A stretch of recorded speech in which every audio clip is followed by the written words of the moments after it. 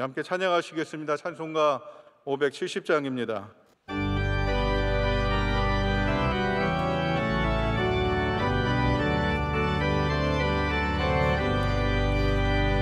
주는 나를 기르시는 목자요, 나는 주님의 귀한 어린 양. 푸른 풀만 맑은 시냇물가로 나를 늘 인도하여 주신다. 주는 나의 좋은 목자, 나는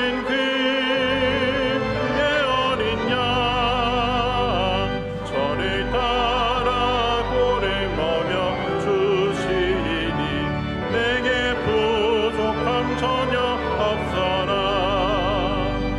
예쁜 새를 노래하는 아침과 노을 비키는 고운 황혼에 사랑하는 나의 목자의 선이 나를 언제나 불러주신다. 주는 나의 좋은 목자, 나는 그의 어린 양.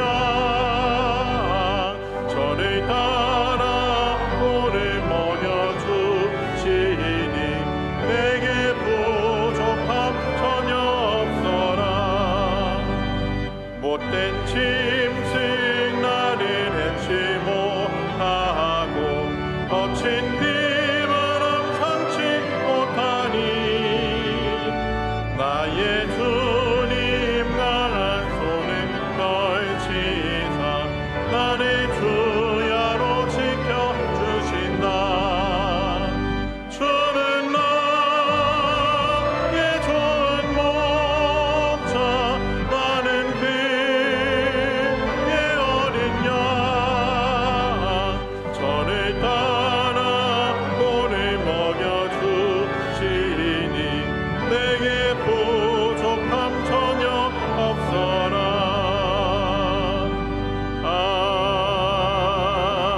아멘. 이 시간 우리에게 주시는 하나님의 말씀은 신약성경 고린도 후서 1장 1절에서 11절까지 말씀입니다. 신약성경 고린도 후서 1장 1절에서 11절까지 말씀을 찾으신 후에 한 절씩 교독하시고 마지막 절 말씀은 한 목소리로 함께 하나님 말씀 읽도록 하겠습니다. 찾으신 줄 믿고 제가 먼저 하나님 말씀 읽기를 시작하겠습니다. 하나님의 뜻으로 말미암아 그리스도 예수의 사도된 바울과 형제 디모데는 고린도에 있는 하나님의 교회와 또 온 아가야에 있는 모든 성도에게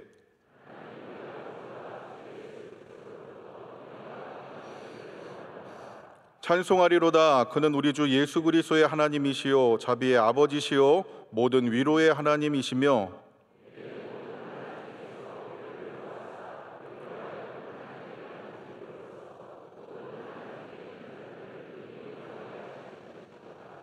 그리스도의 고난이 우리에게 넘친 것 같이 우리가 받는 위로도 그리스도로 말미암아 넘치는도다.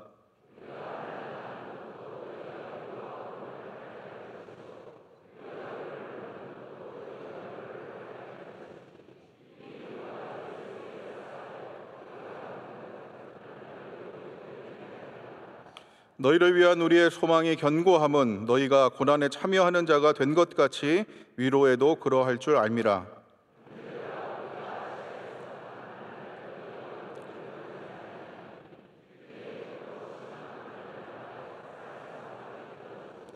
우리는 우리 자신이 사형 선고를 받은 줄 알았으니 이는 우리로 자기를 의지하지 말고 오직 죽은 자를 다시 살리시는 하나님만 의지하게 하심이라.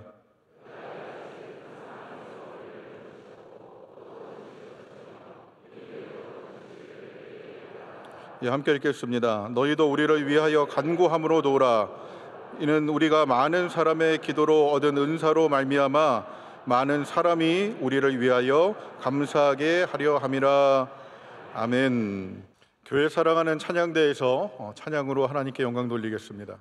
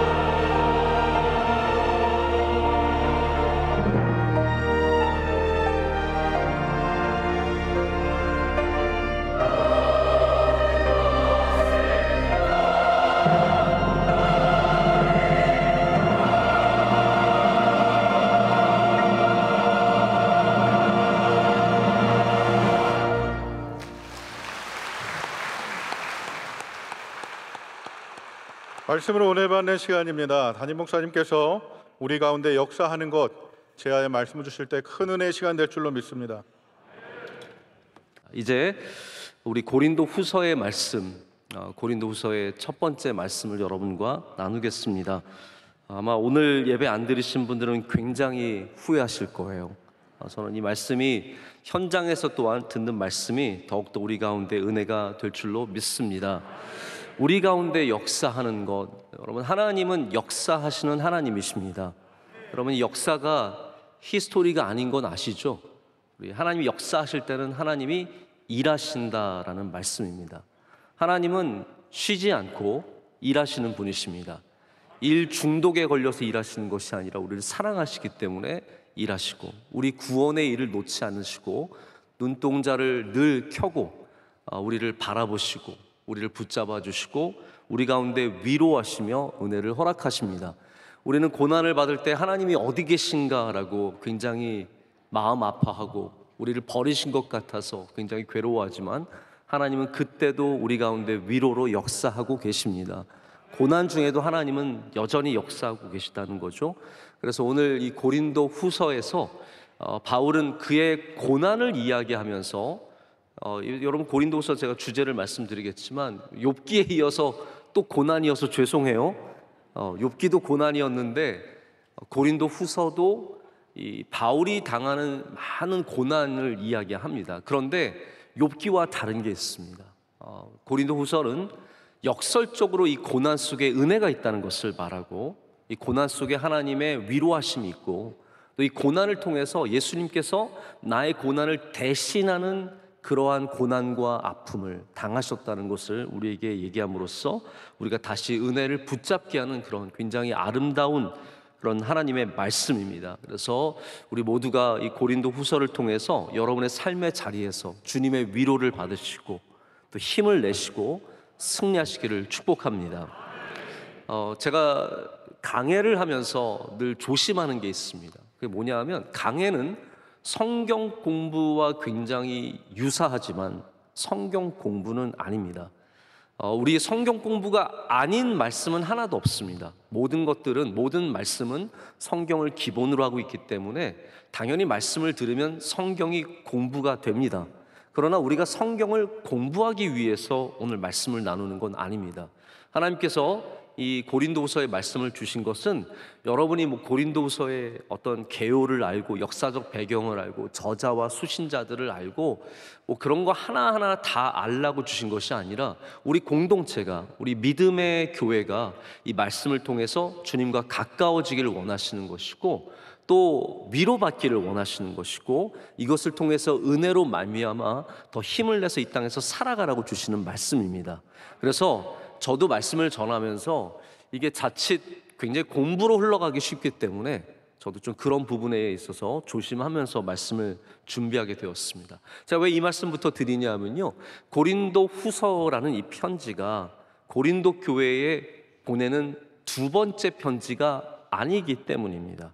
자, 우리는 고린도 전서와 후서가 있으니까 당연히 첫 번째 편지와 두 번째 편지라고 생각하기가 쉽죠. 그러나 성경은 이제 여러 가지 정황상 이게 첫 번째, 두 번째 편지가 아니라는 걸 보여주고 있습니다. 자, 여기에 대해서 여러분께 자세히 말씀드릴 수 있지만 그러면 또 시간이 많이 지나가고 여러분들도 자꾸 거기에 매일 수 있어서 간단하게만 말씀을 드리자면, 먼저 고린도 전서 5장에 이 바울이 그 전에 보낸 편지를 언급을 합니다. 그래서 첫 번째 편지 다음에 쓴 편지가 바로 고린도 전서입니다. 그리고 그 고린도 전서와 후서 사이에 또 다른 편지가 있었습니다. 여러분, 바울이 당하는 고난은 굉장히 다양하지만 특별히 고린도 교회에서 당하는 특별한 어려움이 있었어요. 그게 뭐였냐 하면, 고린도 교회 사람들이 바울의 사도성을 심각하게 훼손하고 바울의 권위를 떨어뜨린 겁니다. 이런 거죠, 여러분. 제가 만약에 목사라는 그러한 직분을 갖고 있는데 누군가가 저의 목사됨을 훼손하면, 악의적으로, 그리고 잘못된 정보로, 헛소문으로 제가 김하나 목사는 원래 목사 안수 받을 수가 없었는데 누가 대신 시험 쳐줬더라, 그래서 목사고시를 대신 시험 쳐준 다음에 목사 안수를 받았더라. 야, 박사학위도 다 가짜야. 조사하면 다 나와. 그러면서 막 이렇게 하면은 여러분들이 단순히 제가 뭐 목사인 것을, 공부한 것을 부인하는 것뿐만 아니라 제가 전하는 말씀의 모든 크레딧이 망가지는 겁니다.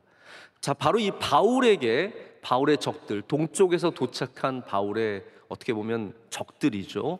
이런 사람들이 끊임없이 바울은 사도가 아니다, 바울은 절대로 사도가 아니라는 어떤 그런 주장으로 인해서 바울이 전하는 말씀조차 그 능력과 그 귀한 은혜를 훼손하고 있었습니다. 여기에 대해서 바울이 세 번째 편지를 보냈고, 여기에 대해서 고린도 교회 교인들이 회개하는 모습을 보입니다. 그리고 나서 바울이 보내는 편지가 바로 오늘 이 네 번째 편지이자 우리가 고린도 후서라는 편지입니다. 그래서 성경에서 가장 편지를 많이 받은 교회가 바로 이 고린도 교회가 됩니다. 물론 다른 교회도 몇 번 받았는지는 모르죠. 그러나 우리가 모든 정황상으로 봤을 때는 고린도 교회가 가장 많이 받은 겁니다. 근데 여러분, 이렇게 한번 생각해 보시면 좋을 것 같아요. 편지를 많이 받는다는 말이 무슨 의미일까요? 편지를 많이 받았다. 우리는 두 가지 의미를 생각해 볼 수 있습니다. 첫 번째 의미는 뭐냐면 사랑하고 그리워서 편지를 많이 보낸 거죠. 사랑하고 그립기 때문에. 근데 여러분, 고린도 교회를 보면 사랑하고 그리워서 보낸 것 같으세요? 아니잖아요. 여러분들도 사랑하는 사람이 있으시면 옛날에 편지를 보내보셨을 거예요. 그렇죠? 받아보신 적도 있으실 거예요. 옛날 애인 편지 아직도 간직하고 있으면 오늘 밤에 가서 꼭 불지르시기를 바랍니다. 옛날에 주고받은 편지들이 있죠. 사랑해서 그리워서 뭐 한 달이 멀다 하고 몇 주에 한 번씩 이렇게 주고받은 편지가 있을 거예요. 제가 솔직하게 말하면 저희 아내랑 저는 편지를 많이 주고받았어요. 제가 대학교 때 편지를 보냈어요. 너 똑바로 행동해라. 제대로 행동하지 않으면 큰일 난다. 네 길을 잘 지켜라. 그런 내용보다는 그냥 이렇게 평범한 내용들을 주고받았는데 그거 다 저희 남아있어요. 그래서 사랑하면은 당연히 편지를 주고받게 되어 있습니다. 그런데 고린도 교회는 그 상황은 아니죠. 그러면 왜 또 편지를 주고받겠습니까? 바로 문제가 많을 때도 편지를 주고받게 되어 있습니다. 자녀가 사랑스러워서도 편지를 보내지만 자녀가 문제를 일으킬 때도 편지를 보낼 수밖에 없습니다. 그 잘못된 모습들, 또 그리고 그 잘못된 삶의 모습에서 돌아오라고 권고하는 편지를 보낼 수밖에 없죠. 그래서 고린도 후서는 안타깝게도 후자입니다. 이 고린도 교회가 병들어 있기 때문에, 걱정이 되기 때문에, 문제가 많기 때문에 계속해서 편지를 보내게 됩니다. 그 가운데 오늘 말씀에 그 아픔의 내용이 살며시 비춰져 있습니다. 1장 8절 말씀을 한번 보실까요? 1장 8절의 말씀을 우리 함께 같이 읽겠습니다. 형제들아, 우리가 아시아에서 당한 환난을 너희가 모르기를 원하지 아니하노니 힘에 겹도록 심한 고난을 당하여 살 소망까지 끊어지고.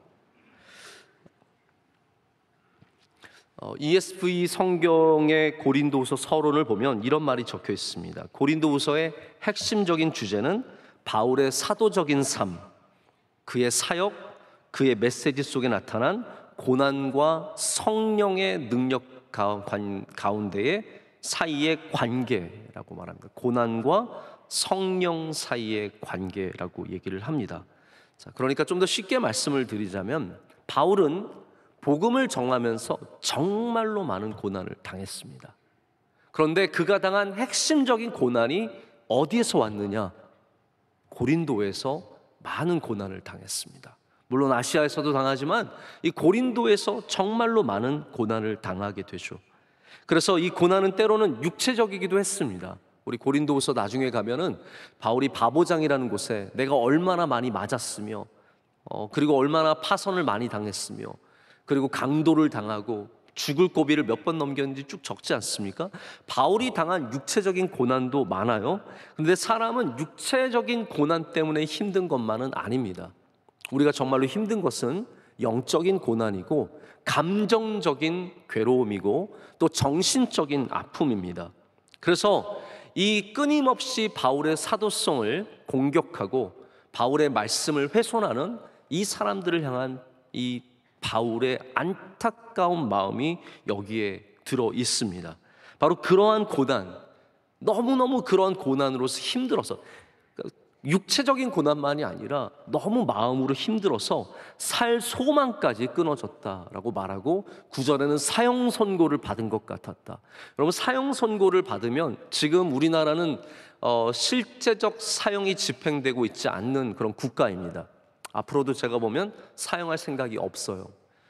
저는 여기에 대해서 여러분들이 여러 가지 의견을 갖고 있지만 저는 사형은 가능하면 안 하는 것이 좋다라고 생각을 합니다. 왜냐하면 인간의 목숨을, 잠깐 요거 얘기 좀 하고 넘어가도 될까요? 갑자기 사형 선고하다가 별 얘기를 다 하게 되는데, 여러분들이 다양한 입장이 있으실 거예요. 그런데 제 입장을 좀 말씀을 드릴게요. 생명은 태어남부터 죽음까지 같은 가치를 갖고 있습니다. 이해가 되시죠? 생명은 태어날 때도 죽을 때도 같은 가치를 갖고 있습니다. 그렇다면 태어날 때 우리 그리스도인들이 낙태를 반대하지 않습니까? 여러분, 낙태를 왜 반대합니까? 우리가 생명이라는 믿음이 있기 때문에 반대를 하게 되는 것인데, 그러면 그 생명이나 우리가 훼손할 수 없는, 아무리 죄를 지었더라도 우리가 끊을 수 없는 또한 생명이 있다는 것이죠. 이걸 제가 life consistency라고 얘기를 하는데, 삶의 생명에 대한 일관적인 그런 윤리가 있어야 됩니다. 그런 면에서 우리나라가 사형을 행하고 있지 않는 것은 저는 굉장히 감사하게 생각을 합니다. 물론 범죄를 예방하는 차원에서 사형이라고 얘기를 많이 하시는데 그건 또 다른 차원이고 또 다른 논쟁이 필요한 부분이니까 오늘 말씀을 드리지는 않습니다. 어쨌든 바울은 사형 선고를 받은, 그래서 우리는 사형 선고를 받아도 죽지 않지만 바울 때는 사형 선고 받으면 죽는 거예요. 그 말은 무슨 말이냐면 내가 살 날이 얼마 남지 않았다는 뜻이에요. 얼마나 괴로웠으면 내가 살 날이 며칠 남지 않은 것처럼 느꼈겠습니까? 바울이 그러한 마음으로 지금 이 편지를 보내고 있는 겁니다. 하지만 여기에 이 바울의 고난 속에서도 우리가 복이라는 굉장히 중요한 줄을 잡게 됩니다. 여러분의 삶에서도 꼭 이게 있으시길 바라는데요, 고난 속에서 이걸 잡으셔야 합니다. 고난 속에서 뭘 잡아야 합니까? 복음이라는 시선을 잡아야 합니다. 우리는 고난 속에서도, 환난 속에서도, 아픔 속에서도 반드시 복음이라는 예수 그리스도라는 줄을 붙잡아야 합니다. 그래서 그가 고난을 당했지만 그 가운데 고난을 복음으로 비춰볼 수 있는 시선을 잃지 않았습니다. 여러분, 이게 얼마나 중요한 일입니까? 우리가 똑같이 고난을 당해도 절망의 눈으로만 볼 수도 있고 복음의 눈으로도 볼 수 있습니다. 제가 얼마 전에 지금 굉장히 위독하신 집사님 한 분이 계셔서 그 집사님 따님과 통화를 했어요. 따님이 가정 예배를 드리다가 전화를 받아서 저랑 통화를 하는데 울면서 그런 얘기를 해요. 목사님, 저희 가정은 우리 엄마가 당하는 고난 반드시 하나님께서 우리를 복되게 하시려고 주시는 고난인 줄 믿습니다.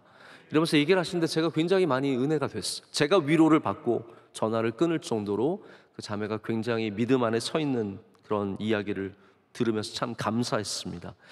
고린도 후서에도 바로 이러한 바울의 고백들이 절절하게 담겨져 있어요. 내가 고난을 당하지만 이것을 통해서 주의 복음이 전파가 되고, 내가 고난을 당하면서 받은 위로가 너희들에게 또한 위로가 될 것이다 라고 말하면서 복음이, 이 고난이 얼마나 가치 있는 것인지를 얘기합니다. 고린도서 4장 7절부터 11절까지는 우리가 굉장히 많이 설교 시간에도 종종 듣게 되는 말씀인데 이런 말씀이에요. 한번 여러분 고린도서를 펴셨으니까 한번 4장 7절부터 11절까지 말씀 한번 보실까요? 제가 읽겠습니다. 우리가 이 보배를 질그릇에 가졌으니 이는 심히 큰 능력은 하나님께 있고 우리에게 있지 아니함을 알게 하려 함이라. 우리가 사방으로 우겨쌈을 당하여도 쌓이지 아니하며 답답한 일을 당하여도 낙심하지 아니하며 박해를 받아도 버림받지 아니하며 거꾸로 뜨림을 당하여도 망하지 아니하고 우리가 항상 예수의 죽음을 몸에 짊어짐은 예수의 생명이 또한 우리 몸에 나타나게 하려 함이라. 우리 살아있는 자가 항상 예수를 위하여 죽음에 넘겨짐은 예수의 생명이 또한 우리 죽을 육체에 나타나게 하려 함이라. 여러분, 여기에는 고난과 복음이 계속 비교되어서 나오고 있습니다. 우리가 사방으로 우겨쌈을 당하여도 복음은 쌓이지 아니하고, 우리가 육신적으로는 답답한 일을, 정신적으로는 답답한 일을 당하여도 복음 때문에 낙심하지 아니하고, 할렐루야, 박해를 받아도 버림받지 않고 거꾸로 뜨림을 당하여도 망하지 않는다라고 했습니다. 여러분, 이것이 복음의 능력인 줄로 믿습니다. 하나님은 우리에게 오늘도 편지를 쓰고 계십니다. 사랑할 때도 우리에게 편지를 쓰시지만 마음이 아프실 때도 우리에게 편지를 쓰십니다. 우리의 잘못된 것들을 보시면서 주님은 끊임없이 우리에게 메시지를 보내십니다. 우리가 해야 하는 일은 무엇입니까? 바로 이 말씀을, 이 메시지를 잘 받는 것입니다. 내게 주신 말씀으로 잘 받을 때 그 말씀을 통해서 우리에게 변화가 일어나고 주의 복음의 능력이 나타나고 그로 말미암아 주님께서 영광을 받게 되실 줄로 믿습니다. 고린도후서에 제가 계속 반복해서 말씀드리지만 여기 바울을 반대하고 소란을 일으키고 수많은 바울의 없는 잘못까지도 지적했을 때 바울의 편지를 받고 고린도 교회가 회개한 적이 있습니다. 그 일에 대해서 바울이 얼마나 감사하며 기뻐했는지 모릅니다. 여러분, 우리가 말씀을 받고 회개하면 하나님께서 기뻐하십니다. 우리가 말씀을 통해서 우리의 걸음이 바뀌고 우리의 방향이 바뀌고 우리의 생각이 바뀌면 그 말씀의 주인이신 하나님은 기뻐하실 줄로 믿습니다. 오늘 이 고린도후서의 말씀이 우리에게 변화가 되는 말씀, 우리의 고난의 삶 속에서도 위로를 얻는 말씀이 될 줄로 믿습니다. 오늘 본문 1절부터 11절까지를 가장 짧게 한번 설명을 드리고 말씀을 다시 이어갔으면 좋겠습니다. 바울은 자신의 고난 속에서 하나님이 위로하시는 역사를 경험했습니다. 위로의 역사를 경험했습니다. 그래서 하나님을 위로의 하나님이라고 부릅니다. 여러분에게 하나님은 어떠한 하나님이십니까? 만나봐야 하나님을 어떠한 하나님으로 부를 수 있습니다. 위로의 하나님을 만난 사람은 위로의 하나님이요, 나에게 감사를 주시게 하는 하나님을 만나는 사람들은 감사의 하나님이요, 나의 찬양을 받으시는 하나님은 찬양의 하나님이요, 내가 만나는 하나님이 있어야 된다는 것이죠.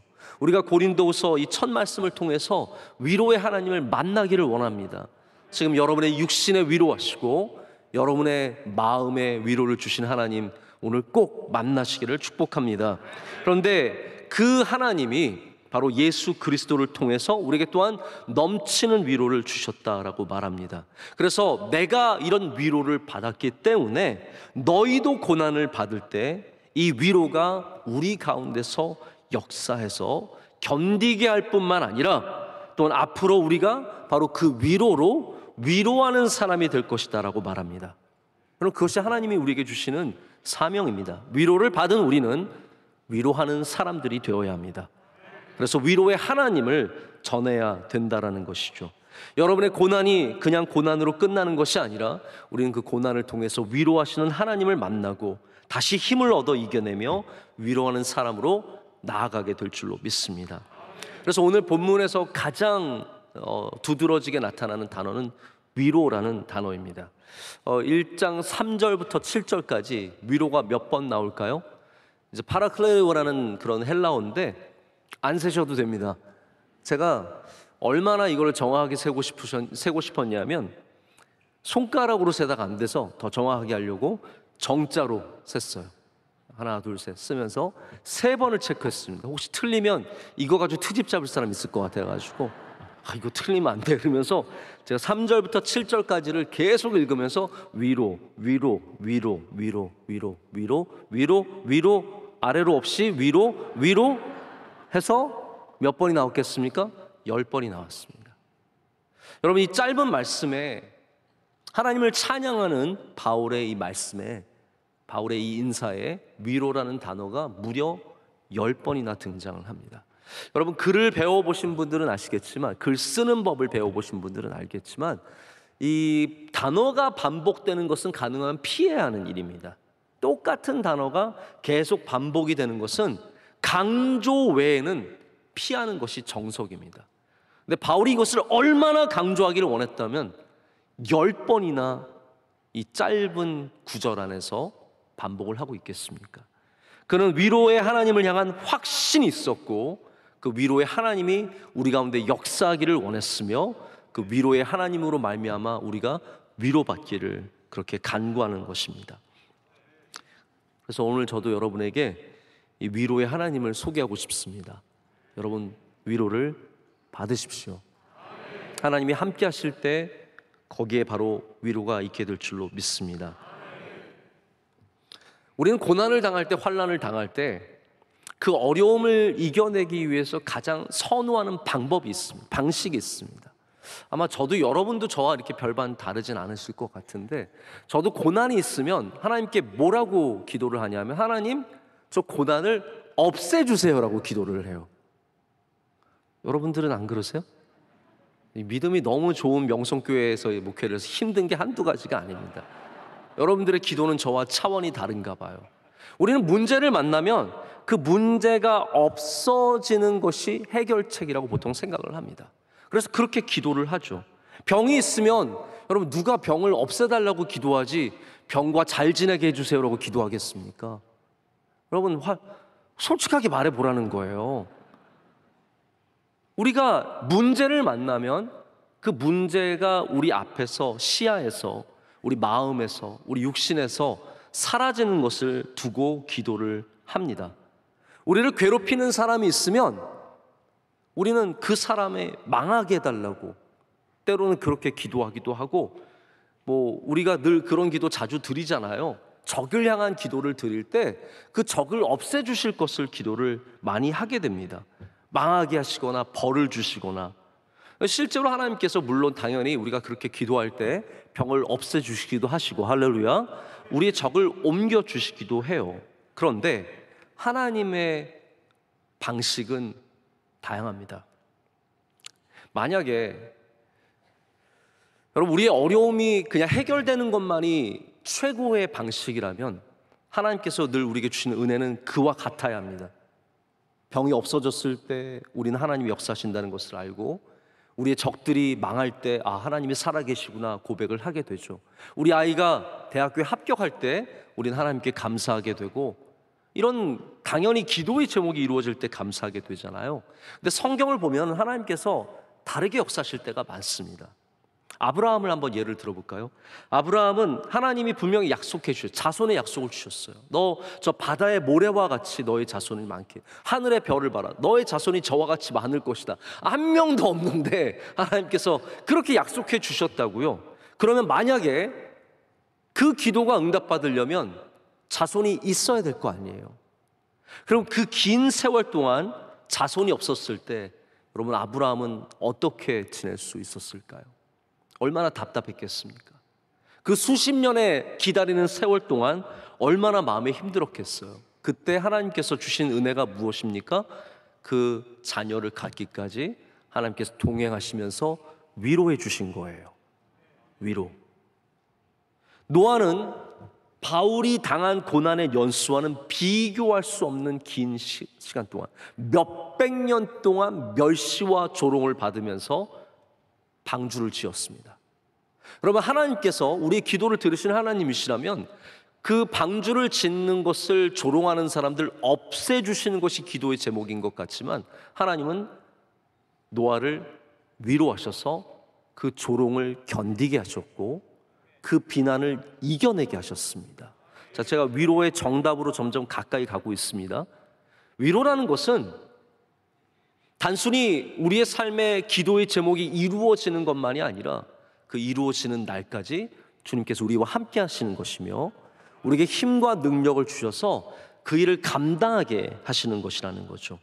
다윗의 적인 사울을 없애주셨으면 얼마나 좋겠습니까? 근데 하나님은 사울을 금방 그렇게 없애주지 않으셨습니다. 끝까지 살려두셨어요. 그때까지 하나님은 다윗을 위로하셨습니다. 고난과 환난 중에 절대로 그냥 우리를 버려두신 것이 아니라 그 긴 시간 동안 우리와 함께 하시면서 위로하시는 하나님이시라는 거예요. 그래서 우리의 기도를 들어주시기 위해서 적들의 숨통을 끊는 일만 하시는 것이 아니라, 왜냐하면 고난이 우리에게 유익을 주기도 하기 때문에, 고난이 우리에게 유익이 되기도 하기 때문에 하나님은 그 고난을 지나가고 있는 우리에게 위로하시면서 그 고난을 감당하게 하시는 겁니다.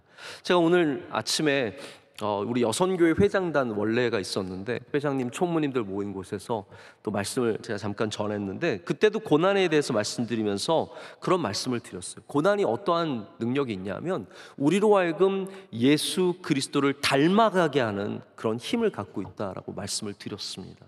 고난이 그런 주님을 닮아가게 하는 영적인 도구로 우리 삶의 자리를 잡을 때가 얼마나 많은지 모릅니다. 그렇게 우리가 고난의 목적을 아는 것처럼 바로 우리가 자비의 하나님, 할렐루야, 위로의 하나님, 지금도 우리 안에 역사하시는 하나님을 만날 때 우리는 이 환난 속에서도 주님의 위로로 말미암아 승리하게 될 줄로 믿습니다. 그래서 위로는 다양한 측면을 갖고 있습니다. 보통 우리가 위로라고 말하면 어떤 걸 생각하냐 하면 슬펐는데 슬픔이 적어지는 것이 이제 위로라고 얘기를 하죠. 지금 부모님을 잃고 슬퍼하는 사람, 배우자를 잃고 슬퍼하는 사람, 또 병중에 있는 사람, 괴롭고 절망스러운 사람에게 가서 우리가 말씀으로 위로하면 그 위로를 통해서 어떻게 보면 절망의 어두움 정도가 옅어지는 것을 우리가 보통 위로라고 말하는 것 같습니다. 영어에도 위로를 consolation이라는 표현도 쓰지만 comfort라고 하거든요. comfort는 편하다는 뜻이잖아요.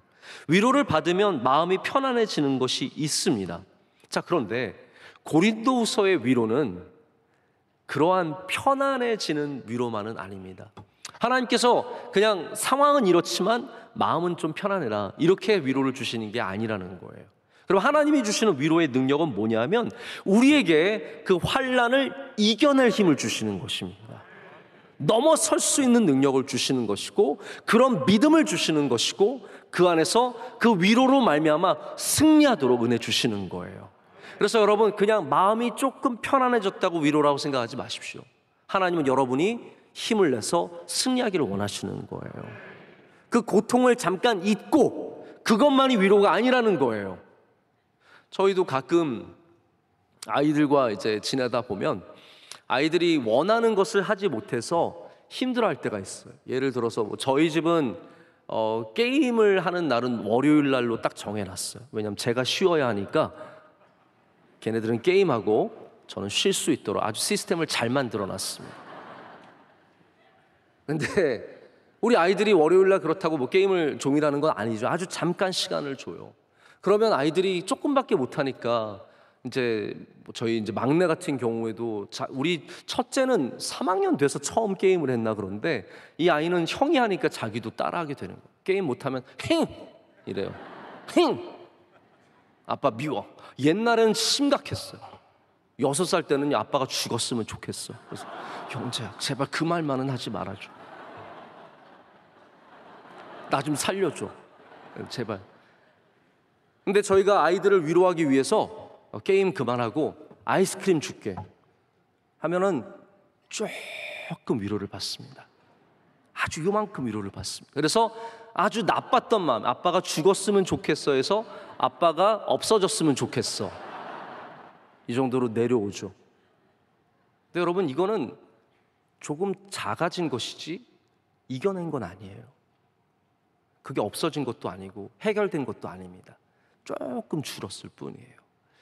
여러분, 하나님의 위로는 물론 그런 부분도 조금 있습니다. 하나님께서 때로는 우리에게 편안한 마음을 주시고 잠시 잊게도 하시고 또 조금 줄여주시는 부분도 있죠. 그러나 진짜 위로의 진정한 목적은 하나님께서 우리와 함께 하심으로 그것을 이겨내는 것에 있습니다.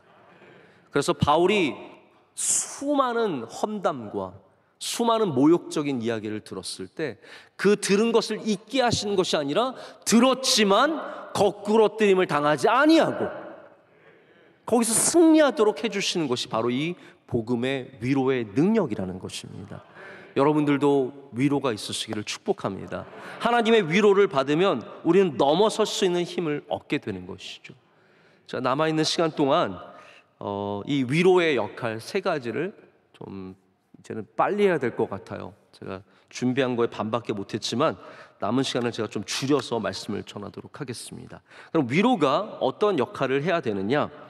첫 번째는 위로는 위로를 받은 우리로 하여금 모든 환난 중에 있는 자들을 능히 위로하게 합니다.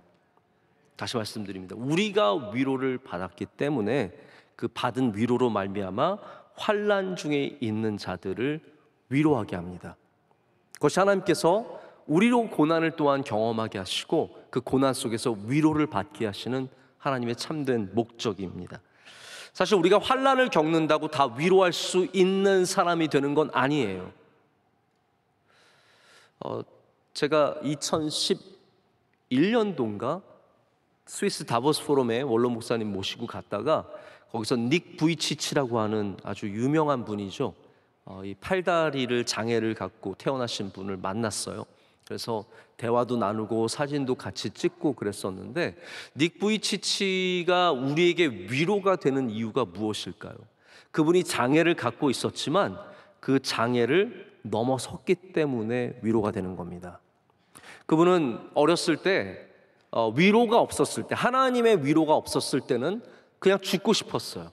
사람들의 시선이 너무 괴로웠고 자기가 남들처럼 설 수 없고 팔을 쓸 수 없다는 이 절망감 속에 날마다 죽었으면 좋겠다는 생각을 갖고 살았어요. 그런데 어느 날 예수 그리스도께서 그를 위로하셨을 때 그는 변화됩니다.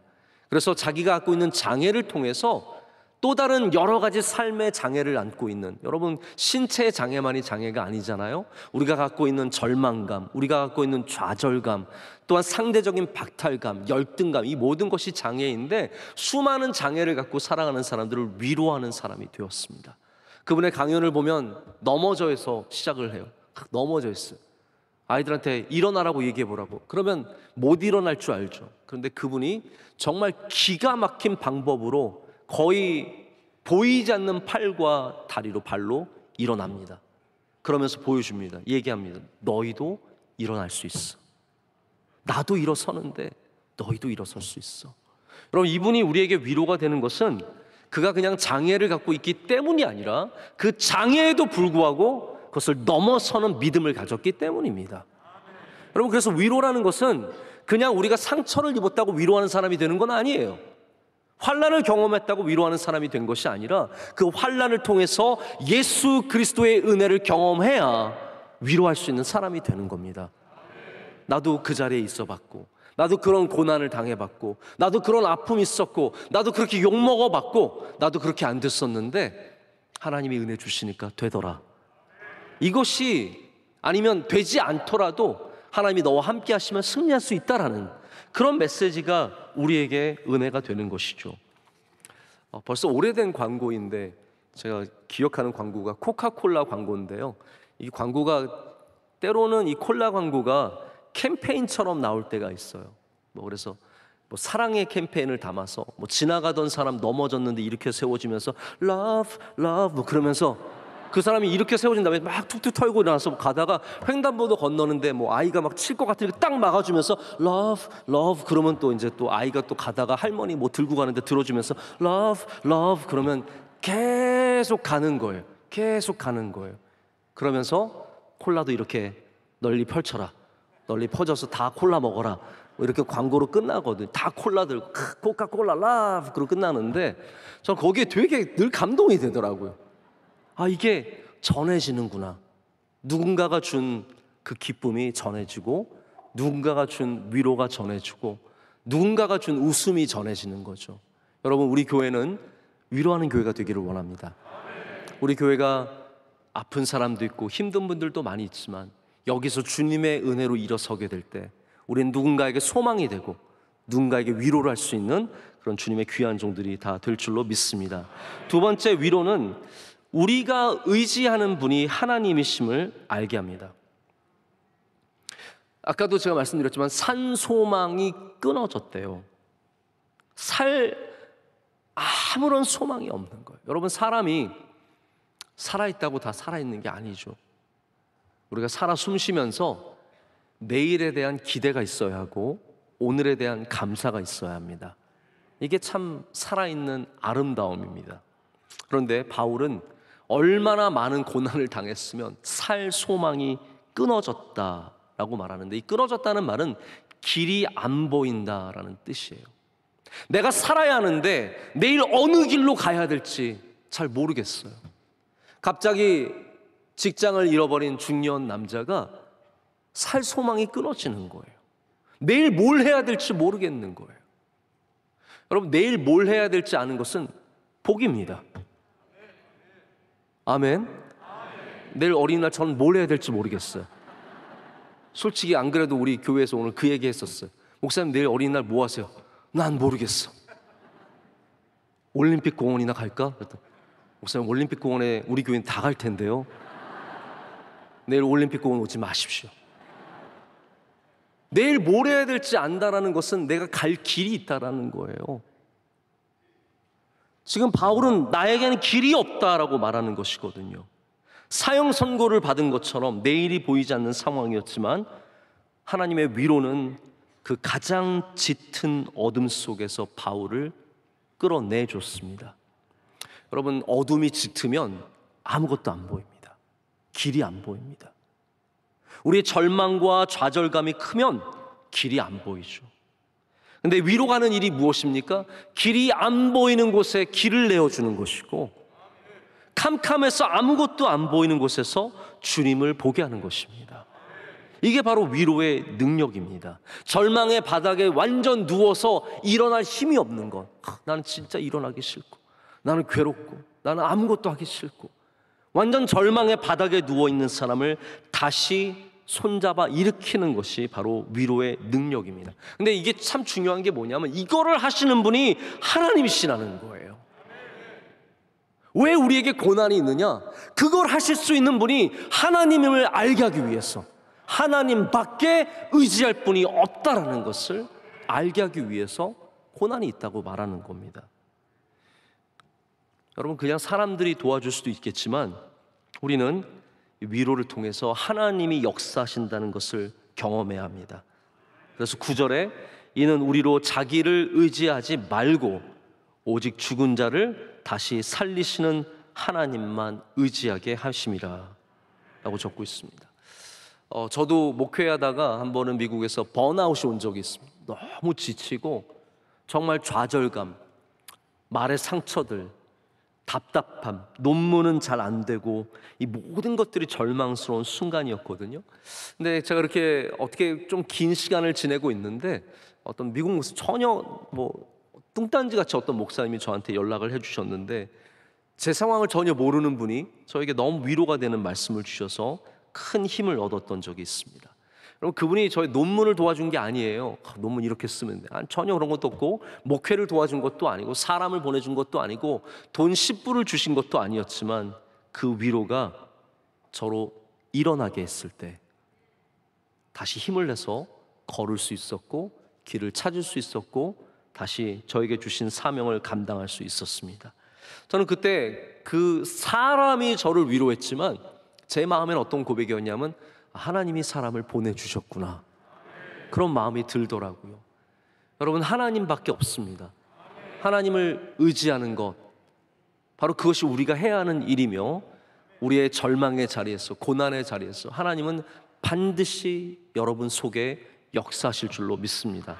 마지막 세 번째는, 위로는 우리를 소망과 감사로 이끌어가는 것입니다. 오늘 마지막 절 다시 한번 보실까요? 11절 말씀에 이렇게 되어 있습니다. 너희도 우리를 위하여 간구함으로 도우라. 이는 우리가 많은 사람의 기도로 얻은 은사로 말미암아 많은 사람이 우리를 위하여 감사하게 하려 함이라. 아멘. 자, 이거를 제가 좀 다른 번역으로 읽어 드릴게요. 이거 읽으셔도 자꾸 말이 좀 꼬여 있어서 분명한 의미를 찾기가 어려운데요. 이런 번역을 한번 들어보십시오. 여러분도 기도로 우리를 도와주십시오. 그러면 많은 사람들의 기도에 대한 응답으로 우리에게 베푸신 하나님의 은혜를 보고 많은 사람이 우리 대신 하나님께 감사하게 될 것입니다. 자, 기도하면, 쉽게 말하자면 이거예요. 기도하면 감사하게 된다라는 것이죠. 기도는 무엇입니까? 위로입니다. 우리가 누군가를 위해서 기도하는 것이 무엇입니까? 그게 위로예요. 그런데 그렇게 기도하면 그 위로가 하나님의 응답을 받게 되어 있고, 그 응답을 받은 그 모습을 보면서 우리는 하나님께 감사할 수 있게 된다는 것이죠. 그래서 모든 위로는 우리로 하여금 감사하게 하는 그 길로 걸어가게 됩니다. 간구함으로 도와달라는 말이 다시 말해서 기도해달라는 말이고, 기도의 위로를 해달라는 말이죠. 사람이 힘들고 어려우면 굉장히 부정적이 됩니다. 여러분, 그래서 막 부정적인 사람에게 또 긍정적이 돼야 돼, 이런 걸로 해결이 안 됩니다. 왜냐하면 지금 마음이 힘들어서 부정적인 거예요. 지금 괴롭고 절망스럽고 길이 안 보이니까 자꾸 부정적이 되는 거거든요. 여러분, 그런 분에게는 긍정적이 되려고 하지 마시고 하나님의 위로를 전하십시오. 그러면 마음이 다시 바뀔 수 있는 은혜를 겪게 되거든요. 하나님의 위로가 있으면 우리는 소망을 잃지 않습니다. 하나님의 위로가 있으면 우리는 다시 하나님께 감사하는 자리로 돌아가게 됩니다. 그래서 우리가 함께 기도할 때 누군가가 소망을 되찾게 되고 누군가가 다시 감사하게 되는, 아니 또한 기도하는 우리가 소망을 되찾고 감사하는 은혜를 갖게 될 줄로 믿습니다. 오늘 위로에 대한 말씀을 나눴는데요, 바울은 고린도 후서의 시작을 위로로 시작하고 있습니다. 역설적이지 않습니까? 고난당한 사람이 위로를 말하고 있습니다. 고난을 많이 경험한 사람이 이 위로가 얼마나 중요한지를 얘기하고 있습니다. 여러분, 이 세상에 살면서 고난이 없는 사람은 단 한 명도 없습니다. 오늘 특순한 우리 자매님 얼마나 예쁘고 좋은 학교 나오고 쾰른에서 음악하고 남들이 보면 다 멋있어 보이지만 수많은 고난을 넘고 어쩌면 지금도 앞에 있는 고난이 있을지도 모릅니다. 아무리 잘 나가는 회장님 다 고난이 있고, 예쁜 여자도 다 고난이 있습니다. 멋있는 남자 다 고난이 있습니다. 연예인들 겉으로는 화려한 삶이지만 뒤로는 어둡고 괴로운 삶이 얼마나 많은지 모릅니다. 다시 말해서 우리 모두에게는 고난이라고 하는 이 삶에 사라지지 않는 문제가 있습니다. 그것을 이길 힘이 무엇입니까? 우리가 의지할 분은 하나님밖에 없고 하나님이 주신 위로밖에 없다라는 것이죠. 오늘 받은 그 위로를 통해서 위로를 전하고 위로로 감사까지 가는 우리 모두가 되기를 소망합니다. 함께 찬양하시겠습니다. 시간 찬양하실 때 나의 영혼이 잠잠히 이렇게 찬양하겠습니다.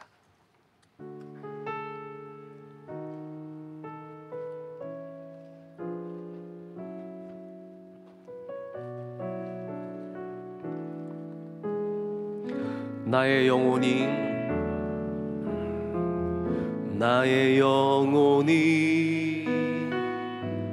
잠잠히 하나님만 바라며 나의 구원이 그에게서 나는도다. 나의 영혼아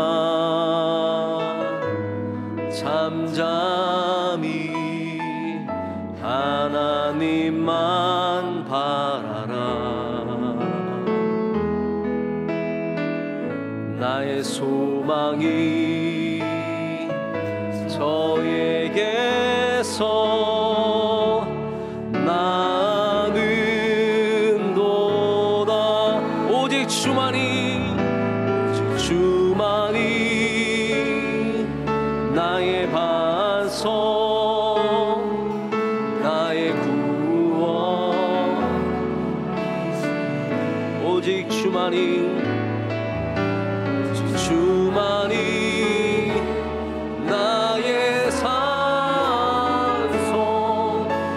내가 요동치 아니 오직 주만이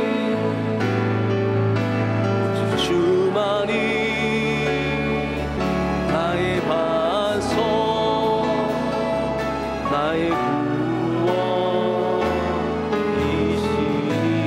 오직 주만이 나의 산성 내가 요동치 아니하리. 이제는 우리 주 예수 그리스도의 크신 은혜와 하나님 아버지의 영원하신 사랑과 성령님의 함께하시며 위로하시며 교통하심이 주의 말씀을 듣고 담대하게 세상으로 나가는 주의 모든 사랑하는 백성들 가운데 이제로부터 영원토록 함께하시기를 간절히 축원하옵나이다. 아멘.